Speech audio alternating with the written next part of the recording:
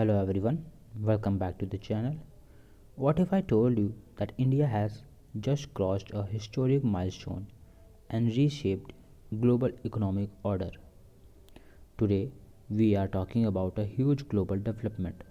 India has officially overtaken Japan to become the world's fourth largest economy. ठीक है, देखिए, India historic milestone economic milestone, India fourth largest economy बन चुका है, overtake किया है जापान को। ठीक है, और ये major shift in global economic order है। ठीक है, अब ये इकोनॉमिक न्यूज़ इतनी बड़ी क्यों है? क्योंकि इंडिया का जो नॉमिनल जीडीपी है वो 4.18 ट्रिलियन डॉलर हो चुका है। ठीक है, इसीलिए इंडिया फोर्थ ग्लोबली आ गया है।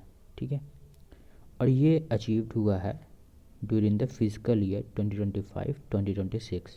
ठीक है, अब नॉमिनल जीडीपी क्या होता है? GDP measured at current price. ठीक है, करंट मार्केट प्राइस पे जो जीडीपी मेजर होता है उसको नॉमिनल जीडीपी कहते हैं।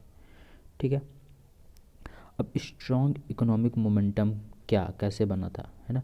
8.2% का जीडीपी ग्रोथ था इंडिया का। ठीक है, क्वार्टर फाइनल 2025-2026 में, फिजिकल ईयर में। ठीक है, अब ये क्या इंडिकेट करता है कि रोबस्ट डोमेस्टिक डिमांड है। ठीक है, डिमांड बहुत ज़्यादा है। ठीक है, इंडस्ट्रियल एंड सर्विसेज एक्सपेंशन हुए हैं। ठीक है, और माइक्रो इकोनॉमिक फंडामेंटल्स स्टेबल हैं। ठीक है, मोर इन्वेस्टमेंट हो रही है। ठीक है, अब देखिए, मैसिव इंफ्रास्ट्रक्चर इन्वेस्टमेंट है। ठीक है, मैन्युफैक्चरिंग सेक्टर बढ़ रही है, एक्सपैंड हो रही है। डिजिटल रिवॉल्यूशन आया है। ठीक है, यूपीआई के थ्रू स्टार्टअप इकोसिस्टम। ठीक है, पॉलिसी जैसे कि make in India, PLI scheme, ये सबसे डिमांड बढ़ा है। ठीक है, इससे कंज्यूमर का डिमांड बढ़ा है। ठीक है, ग्लोबल स्ट्रैटेजिक शिफ्ट। ठीक है, enhances India's global economic influence, India का जो इकोनॉमिक इन्फ्लुएंस है उसको बढ़ाया है ये।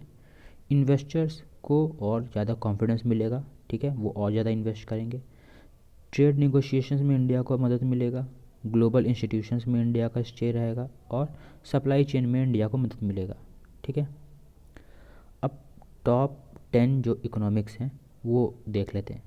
देखिए, टॉप 4 में पहला तो यूनाइटेड स्टेट्स, चाइना, जर्मनी। ठीक है, फोर्थ पे आता है इंडिया।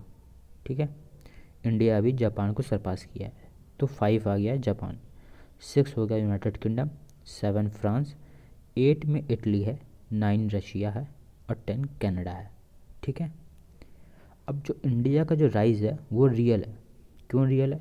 क्योंकि इमर्जिंग इकोनॉमी से अब ग्लोबल पावर हाउस बना है इंडिया।